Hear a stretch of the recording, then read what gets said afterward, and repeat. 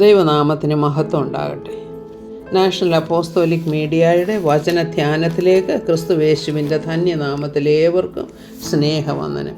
ഇന്നത്തെ നമ്മുടെ ധ്യാനത്തിനായിട്ട് എടുത്തിരിക്കുന്നത് 23-ാം സങ്കീർത്തനമാണ്. നമുക്കെല്ലാം സുപരിചിതമായ സങ്കീർത്തനമാണിത്. യഹോവ എൻ്റെ ഇടയനാകുന്നു, എനിക്ക് മുട്ടുണ്ടാകയില്ല. പച്ചയായ പുൽപ്പുറങ്ങളിൽ അവൻ എന്നെ കിടത്തുന്നു, സ്വസ്ഥതയുള്ള വെള്ളത്തിനരികത്തേക്ക് എന്നെ നടത്തുന്നു.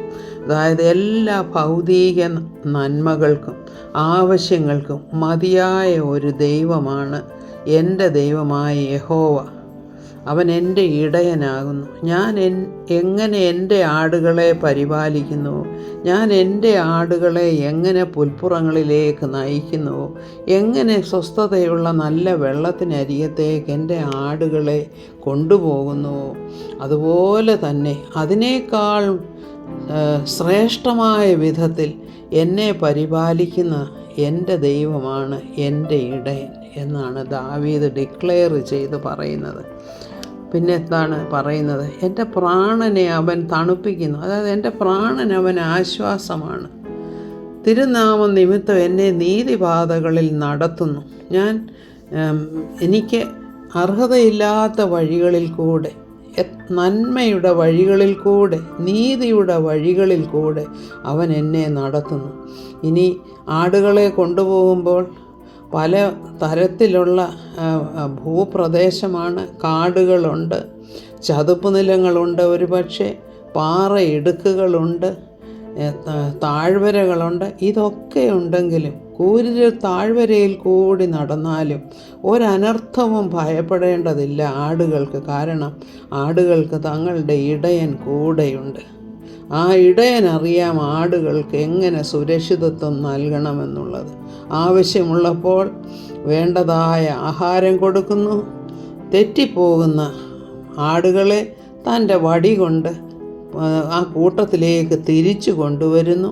അതുപോലെ തന്നെ ആഹാരം വേണ്ടപ്പോൾ തൻ്റെ വടിയും കോലും എന്നാണ് പറയുന്നത്. ആ കോലിട്ട്, ആ ഒരു അറ്റം വളഞ്ഞ ഒരു വടിയാണല്ലോ ആ കോലെന്ന് പറയുന്നത്. ആ കോലിട്ട് ഇങ്ങനെ പിടിച്ച് ചില ചില്ലുകളും കൊമ്പുകളുമൊക്കെ, അതായത് വൃക്ഷത്തിൻ്റെയൊക്കെ ആ ഇലകളൊക്കെ എടുത്തു കൊടുക്കാനായിട്ട്, അതായത് ടോട്ടൽ പ്രൊവിഷൻ ആൻഡ് പ്രൊട്ടക്ഷനാണ് ദൈവം നൽകുന്നതെന്നാണ് പറയുന്നത്. എൻ്റെ ശത്രുക്കൾ കാണുക, നീ എനിക്ക് വിരുന്നൊരുക്കുന്നു, എൻ്റെ തലയെ എണ്ണ കൊണ്ട് അഭിഷേകം ചെയ്യുന്നു. എൻ്റെ ശത്രുക്കൾ എന്ന് പറഞ്ഞാൽ ആടുകൾക്കാരാണ് ശത്രുക്കൾ? ശത്രുക്കളെന്ന് വെച്ചാൽ വന്യമൃഗങ്ങളാണ്. വന്യമൃഗങ്ങളിൽ നിന്നും ദൈവം വിടുവിക്കുന്നു. അതുപോലെ തന്നെ എൻ്റെ തലയെ എണ്ണ കൊണ്ട് അഭിഷേകം ചെയ്യുന്നു. അപ്പോൾ ആടുകൾക്ക് അതിൻ്റെ ചെവിയിലും മൂക്കിലും കണ്ണിൻ്റെ ആ ഭാഗത്തുമൊക്കെ ഈച്ചകളും മറ്റ് വണ്ട്, കടന്നൽ, അല്ലെങ്കിൽ അങ്ങനെയുള്ള പല വിധത്തിലുള്ള ഓരോ ഇൻസെക്ട്സ് ഒക്കെ ഉണ്ട്. അതൊക്കെ വന്ന് ഇരിക്കുകയും അകത്തേക്ക് കടക്കുകയും ഒക്കെ ചെയ്യാതെ വണ്ണം ആടുകളെ എങ്ങനെയാണ് സംരക്ഷിക്കുന്നത്? അതിൻ്റെ തലയിൽ എണ്ണ പുരട്ടും ശരിയായിട്ട്. അപ്പോൾ ആ എണ്ണയൊക്കെ പുരണ്ട് ആ മൂക്കിൻ്റെ അവിടെയും ചെവിയിലും തലയിലുമൊക്കെ ആ എണ്ണയുള്ളപ്പോൾ ഈ ക്ഷുദ്രജീവികൾ അല്ലെങ്കിൽ ഇൻസെക്ട്സ് അവിടോട്ട് വരികയില്ല എന്ന് പറഞ്ഞതുപോലെയാണ് ദൈവത്തെ ഭയപ്പെടുന്ന അല്ലെങ്കിൽ ദൈവത്തിൻ്റേതായി തീർന്ന ഒരു വ്യക്തിയെ ദൈവം തൻ്റെ അഭിഷേകം ആകുന്ന പരിശുദ്ധാത്മാവ് കൊണ്ട് നിറച്ചിരിക്കുകയാണ്. പരിശുദ്ധാത്മാവിൻ്റെ സംരക്ഷണം ആ മനുഷ്യൻ്റെ അല്ലെങ്കിൽ ആ വ്യക്തിയുടെ തലമേലുണ്ട്. അങ്ങനെയുള്ളപ്പോൾ എന്താണ് സംഭവിക്കുന്നത്? ഒരു ദുഷ്ടശക്തികളും ആ വ്യക്തിയുടെ ഉള്ളിലേക്ക് കയറുവാനോ ആ വ്യക്തിയെ ശല്യപ്പെടുത്തുവാനോ ദൈവം അനുവദിക്കുകയില്ല. അതാണ് പരിശുദ്ധാത്മാവിൽ കൂടെയുള്ള ഒരഭിഷേകമാണ് ഒരു ഭക്തന് ലഭിക്കുന്നത്. അതുപോലെ തന്നെ എൻ്റെ പാനപാത്രം നിറഞ്ഞു കവിയുന്നു. പാനപാത്രം എന്ന് പറയുമ്പോൾ നമുക്കറിയാം, അത് വീഞ്ഞ് ആണല്ലോ പാനപാത്രത്തിൽ ഒഴിക്കുന്നത്. അത് മദ്യം കുടിക്കുന്നതിനെക്കുറിച്ചല്ല പറയുന്നത്.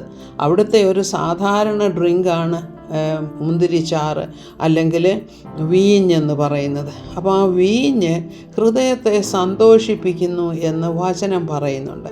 അപ്പോൾ ഈ വാക്യത്തിൻ്റെ അർത്ഥം എന്താണെന്ന് വെച്ചാൽ, ദൈവം നമുക്ക് സന്തോഷങ്ങളുടെ അനുഭവങ്ങളെ തരുന്നു. എൻ്റെ പാനപാത്രം നിറഞ്ഞു കവിയുന്നു. അതായത് സന്തോഷമുള്ള അനുഭവങ്ങളെ ദൈവം എനിക്ക് തരുന്നു. അതുപോലെ തന്നെ നന്മയും കരുണയും എൻ്റെ ആയുഷ്കാലം മുഴുവനും എന്നെ പിന്തുടരും. ഞാൻ ഔട്ട് ഓഫ് ദ വേ, ഞാൻ നന്മയുടെ പുറകെ പോയി ആരെയെങ്കിലും പ്രീതിപ്പെടുത്തി എനിക്ക് വേണ്ടി നന്മ സ്വയം ഉണ്ടാക്കുകയോ അല്ലെങ്കിൽ ആരുടെയെങ്കിലും കരുണയ്ക്കായിട്ട് അനാവശ്യമായിട്ടുള്ള രീതിയിലുള്ള കാര്യങ്ങൾ ചെയ്യുകയോ ഒന്നും ചെയ്യേണ്ട കാര്യമില്ല. കർത്താവിൻ ആശ്രയിക്കുന്ന ഒരു വ്യക്തിക്ക് ദൈവത്തിൽ നിന്ന് തന്നെ നന്മയും കരുണയും ഉണ്ടാകും. അത് ആ വ്യക്തിയെ പിന്തുടരുമെന്നാണ് പറയുന്നത്. അപ്പോൾ നമുക്ക് ആവശ്യമുള്ളതെല്ലാം നമുക്ക് കർത്താവ് തരും. ഒരാട്ടിടയൻ എങ്ങനെ ഒരു ആടിനെ തങ്ങളുടെ ആടുകളെ സംരക്ഷിക്കുന്നുവോ അതുപോലെ കർത്താവ് നമ്മുടെ ആവശ്യങ്ങൾക്ക് മതിയായവനാണ്. കൂരിരുൾ താഴ്വരയൊക്കെ ഉണ്ട് എങ്കിൽ തന്നെയും ഭയപ്പെടേണ്ട കാര്യമില്ല. അവിടെയും ദൈവത്തിൻ്റെ കരം നമ്മെ പിടിച്ച് സംരക്ഷിച്ച് കൊള്ളുന്നു എന്നാണ് നമ്മൾ മനസ്സിലാക്കുന്നത്. ഇനി അത് കഴിഞ്ഞിട്ടാണെങ്കിലോ, ഞാൻ യഹോവയുടെ ആലയത്തിൽ ദീർഘകാലം വാസിക്കും എന്ന് വെച്ചാൽ എനിക്ക് ദൈവത്തോടു കൂടെ ഒരു നിത്യതയുണ്ട്. നിത്യത ഞാൻ ദൈവത്തോടൊപ്പമായിരിക്കും ചിലവഴിക്കുന്നത്. അതാണ് ദൈവഭക്തൻ്റേതായിട്ടുള്ള ഒരു പ്രത്യാശയുടെ ഗീതമാണ് ഈ 23-ാം സങ്കീർത്തനം. ഇത് വായിച്ച് ഇതിൻ്റെ ഓരോ വാക്യങ്ങളും വായിച്ച് നമുക്കതിൻ്റെ മാധുര്യം അനുഭവിക്കാനായിട്ട് ദൈവം നമ്മെ സഹായിക്കട്ടെ എന്ന് പ്രാർത്ഥിക്കുന്നു. മഹത്വം കർത്താവിന് സ്തോത്രം.